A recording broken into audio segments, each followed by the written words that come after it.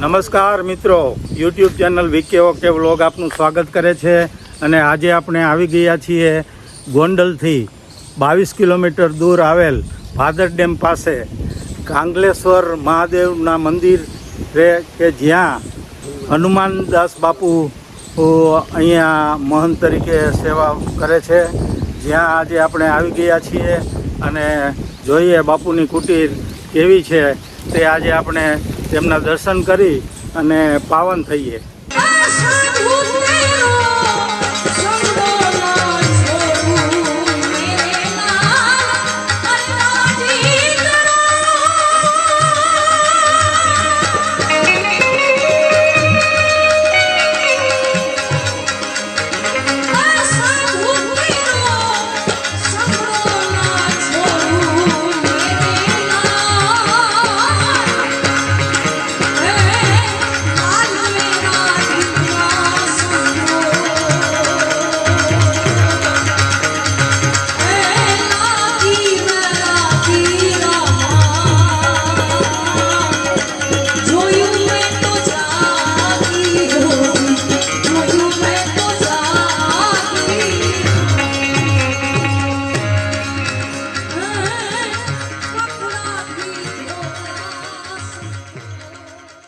બાપુ આપ ક્યારથી અહીંયા છો?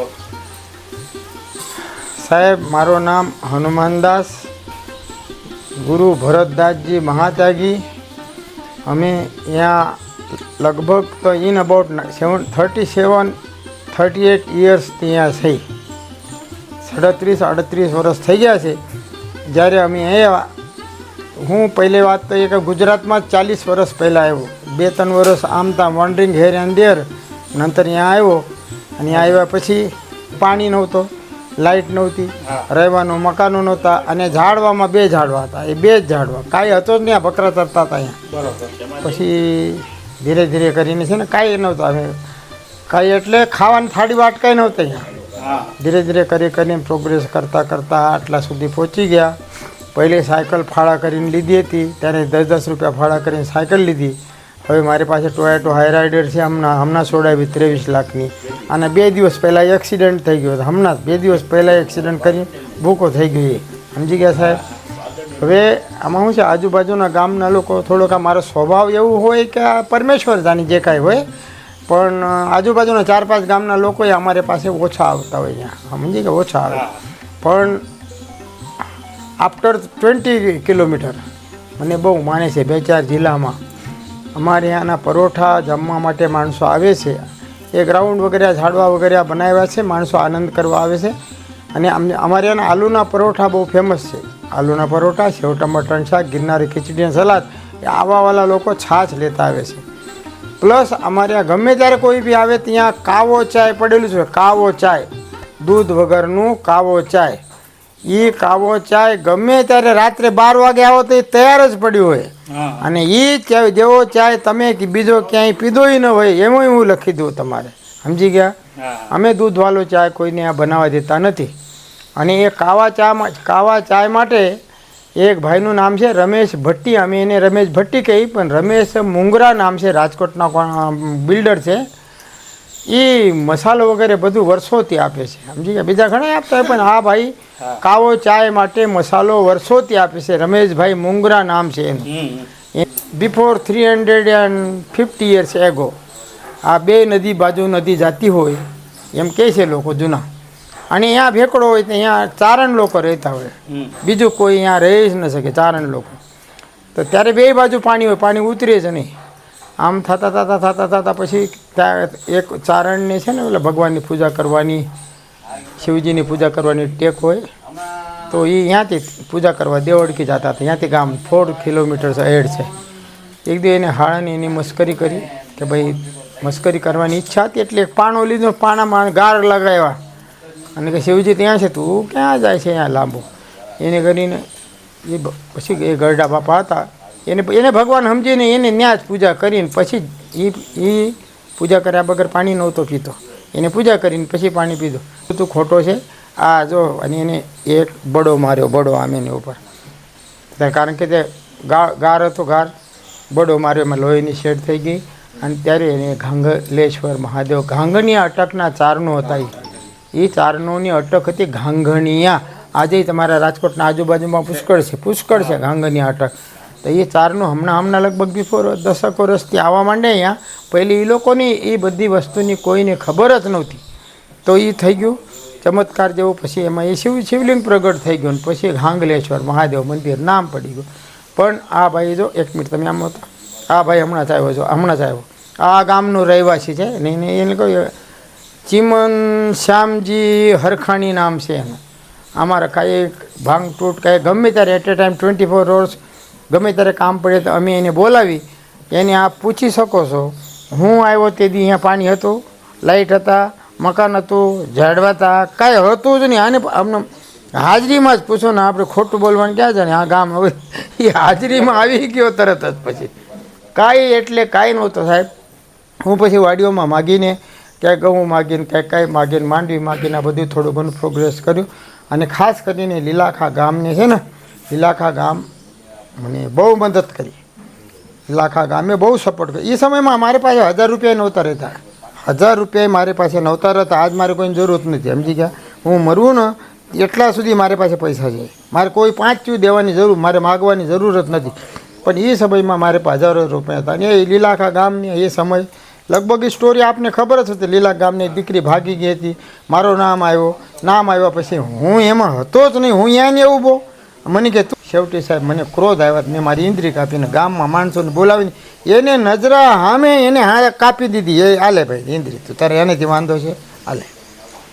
મારો એમાં કાંઈ હતો જ નહીં તો મારે કેમ કેવું સાહેબ? મારો ખોટો નામ લેવાય. સમજી ગયા હતા? અને બાકી મને સ્ટાર્ટિંગમાં 10-15 વર્ષ સુધી આ લીલાખા ગામ ખૂબ મદદ કરી. ખૂબ ગમે ત્યારે કોક આવે જમવા આવે પરોઠા છે ને ત્યારે અમે 50 રૂપિયા લેતા હતા. પણ આ લોકો તો કાંઈ નહોતા દેતા. તેલ લાવે, કોઈ લોટ લાવે, કોઈ કાંઈક લાવે, જમે ઘરે કોઈ પછી ફાળા કરે. તું એક થાળી લાવો. આ લગભગ થાળી વાટકા એ લોકોના છે. એક વાટકો લે, એક ગ્લાસ, એક ચમચી લાવો, એવું કાંઈ હતું. આજ મારે જો તમે 1000 થાળી લઈ લો. પણ એ સમય મારી પાસે એક થાળી લેવાની તેવડ નહોતી. ત્યારે આ ગામ લીલાખા છે, બાજુમાં વાડાસડા દેવડકી તો ઓછા આવે, પણ વાડાસડાએ થોડી મદદ કરી. બાજુની સીમ છે. પણ અને એ વધારે માણસો પછી આવવા માંડ્યા. એ કાંડ થઈ ગયો ને સાહેબ, સાવ નિર્દોષ. મારે કાંઈ એમાં કાંઈ નામ જ નહોતો કાંઈ. અને તો એ મને એવું કરી નાખ્યું. એટલે પછી નહીં તો હું અહીંયાથી ભાગી ન ગયો. મને સાવ ક્રોધ ચડ્યો. એટલે પછી 100 રૂપિયા કર્યા. પછી હવે 150 રૂપિયા થઈ ગયા.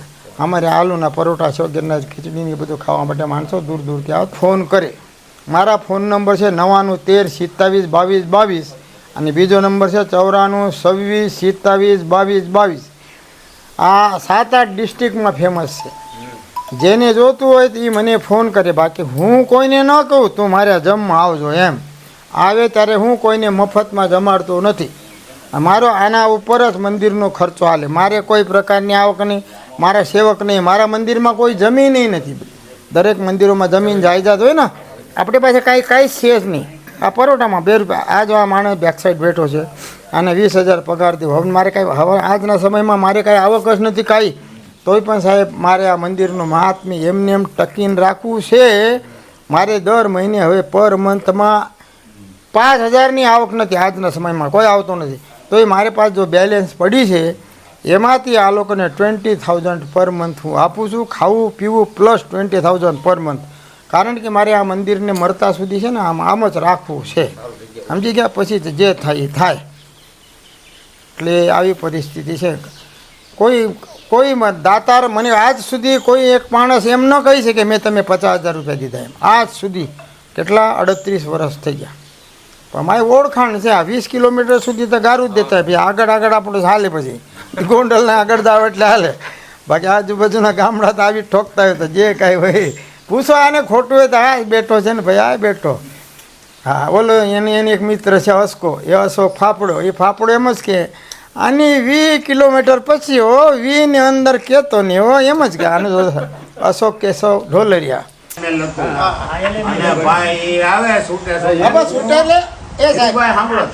હાઈવેમાં હું 150 ની સ્પીડમાં જાઉં, મારી મરજી. તમે અગર આમ કરતા હોય તમારે જોવાનું હોય હું કોણ છું ને સ્પીડમાં જાય. ધીરુભાઈ, હું તોડી ગ્રામ પંચાયતના ઝાપામાંથી મારું લ્યુના લઈ અને ઘેરે જવા નીકળ્યો. તો વિચારી લ્યો, ઝાપામાંથી લ્યુના લઈને માણા બહાર નીકળે, લ્યુના લઈને એ કેટલી સ્પીડમાં હોય.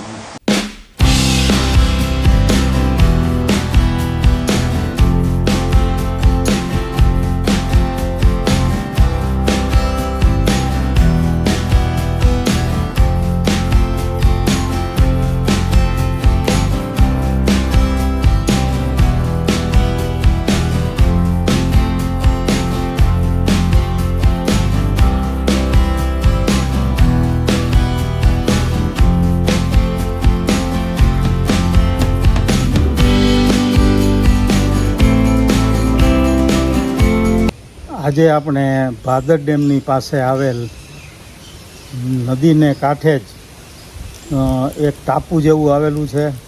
ત્યાં ધાંધલેશ્વર મહાદેવનું મંદિર આવેલું છે. ત્યાં હનુમાનદાસ બાપુ સેવા આપી રહ્યા છે, જેઓનો આશ્રમ ખૂબ જ સુંદર અને બાળકોને પણ ગમે તેવા હિંચકા તથા ચક્રડી ને બધી જાતની વ્યવસ્થા કરવામાં આવેલી છે. અહીંયા આપણી સાથે લીલાખા ગામના શ્રી નિવૃત્ત તલાટીકમ મંત્રી સાહેબ વાઘમસિંહભાઈ પણ આજરોજ આવેલા છે, જેઓ પાસેથી આપણે વિશેષ માહિતી લઈએ. વર્ષો પહેલાં ગોંડલ સ્ટેટ વખતનું કાંગલેશ્વર મંદિર અહીં સ્થાપિત થયેલું છે અને મંદિરની સર ભગવતસિંહજી બાપુએ તામ્રપત્રએ લેખ અહીંયા મંદિરને અર્પણ કરેલ છે વર્ષો પહેલાં. પછી હાલ મંદિરમાં હનુમાનદાસ બાપુ મંદિરની જે કંઈ સેવા શુશ્રૂષા ને મહંત તરીકે અત્યારે હાલ બિરાજમાન છે. ધાંધલિયા પરિવારના ચારણ ગઢવી લોકો અહીં મૂળ વસવાટ કરતા હતા.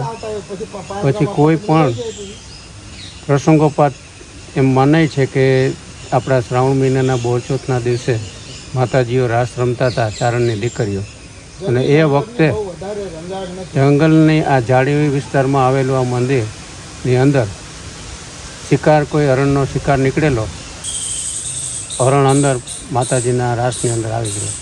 પછી માતાજીએ શિકારીને ના પાડી કે ભાઈ આ શિકાર તમને ન આપી તો કે ના આપવો પડશે.